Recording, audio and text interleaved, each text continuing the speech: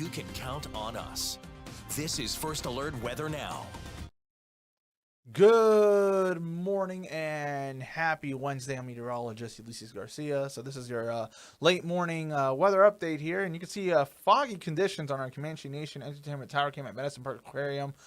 So yeah, we've been dealing with the fog and the mist here throughout the overnight hours going into the morning. So just be careful out there. But I do think this will begin to burn off as we get deeper into the morning. We'll eventually start seeing some improvements in the cloud cover as well. Slowly beginning to improve.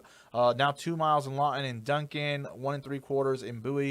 Definitely a little bit more problematic over towards Elk City at 1/4 mile, 3 miles in Altus, 4 in Graham. Temperatures right now mainly in the lower 60s across the area.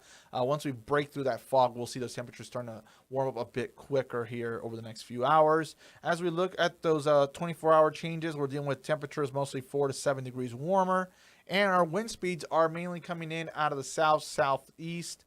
And most areas are between 5 to 15 miles an hour, a little bit more between 10 to 15 for our northern areas, 5 to 10 for our southern areas. So water vapor, the reason I'm showing this is just there's a little swirl you can see just off the coast of California and Oregon, and that's kind of associated with our upper level low. That's going to play a little bit of a role when it comes to our forecast as we go towards the end of the week into the weekend. And it's also going to enhance ahead of it just a dry line that's going to provide for the opportunity for maybe an isolated shower or thunderstorm as we go towards the end of the week into the weekend. Also, when it comes to tomorrow, for Thursday, we do have a fire weather risk for pretty much our westernmost counties.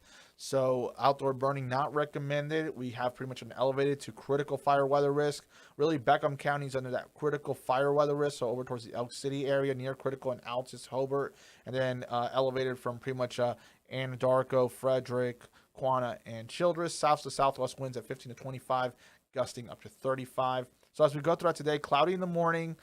Partial clearing in the afternoon, maybe a stray shower storm for our westernmost areas. Luckily, though, the marginal risk for severe weather has now pushed officially now completely into the Texas panhandle. As we go into tonight, partly to mostly cloudy skies. Tomorrow, mix of sun and clouds. Can't rule out an isolated shower or thunderstorm developing as we make our way into the afternoon hours and even into the evening, and mainly of our eastern area. So western is fire, eastern is severe.